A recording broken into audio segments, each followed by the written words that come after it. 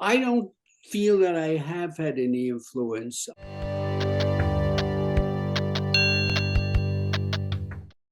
I remember an old interview where you mentioned that your films were more appreciated in Europe than in the United States, and you attributed this to the fact that the subtitles were probably really good there.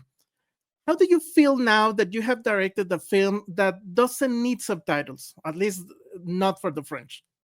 To be able to make a film in French was a treat for me. I loved every second of it. If you had told me when I started making movies that someday I would be making a film in French, I would have thought that you were crazy, that it will never happen. I don't speak French. I don't understand French, and but as it took 50 films, but it finally got there. In this documentary directed by Robert B. White about your career, there is this moment when you show us this drawer, when you have these little pieces of paper when all your ideas of feature films are. I wonder if Coupe de Chance came from that drawer and how fully this drawer is today. Yes, as a matter of fact, that was an idea that I had for a long time. That was a piece of paper in my drawer. It lay there for years, and then finally, I started to develop it a little bit, and I wrote it in English. Originally, I was going to make it with American actors living Mm. in Paris, and then someone said it would be fun to make the film in French, and I didn't think that the producers of the film would let me make it in French because it would mean less finance at the box office if it's in French. They would make more money if it was in English. But they said, sure, if you want to make it in French, go ahead. And so I did, but it had been laying around in my drawer for quite a while, some years. Another recurring theme in this film is guilt, blame, and punishment. In previous films, you deal with those themes. In Crimes and Misdemeanors and Match Point, the criminal got away with it, but in Coupe de Chance, he didn't. Why is this decision? I wonder if your view on chance and guilt and crime and punishment has changed over the years. No, I think it's strictly chance because thousands of crimes are committed all over every day, and there are some people who are caught and punished, and others who are not.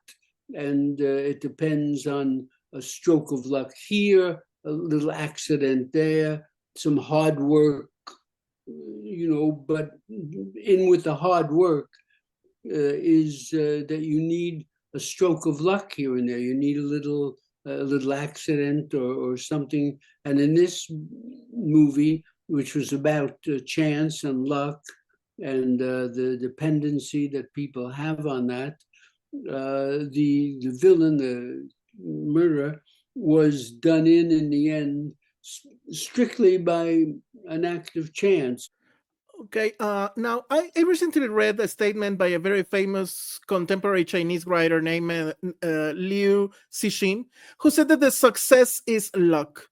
Being you such a successful filmmaker, would you agree that success is luck? It's a very tough question because hard work sometimes, just hard work will do it. You can just have hard work and no luck and still be quite successful.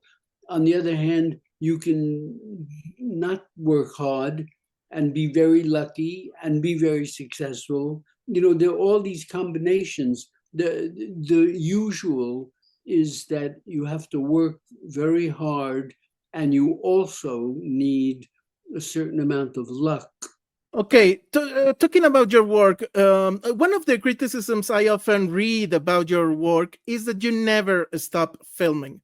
Some critics have been inviting you to retirement for decades. How do you respond to those critics? How do you explain this seemingly vital need to keep filming? A lot of people will make a film and then they will take a vacation for a while, and then they'll put together another film, and then they have to raise the money and go have lunch with people and get movie stars, and it takes them a year just to put the film together. I never had that problem. I always had the money to do the film. So as soon as I did it, as soon as it came out of the typewriter, we went. I didn't have to go show it to anybody, and I didn't have to convince this actor to do it. It was they would give me the money if I got that actor. I didn't have that problem. I had a different kind of arrangement, but it helped that my films cost very little money. I wonder, do you still go to movie theaters? Do you see current films? Do you recognize your influence on contemporary directors? I don't feel that I have had any influence. I feel when I see movies, I don't see too many, but when I see movies, I think that Scorsese has been a big influence. Steven Spielberg has been a big influence on people. When I see other people's movies, I can see their influence, but I never see my influence. It doesn't matter to me. It's not something that bothers me. These are filmmakers who I enjoy, but I don't see my influence anyplace.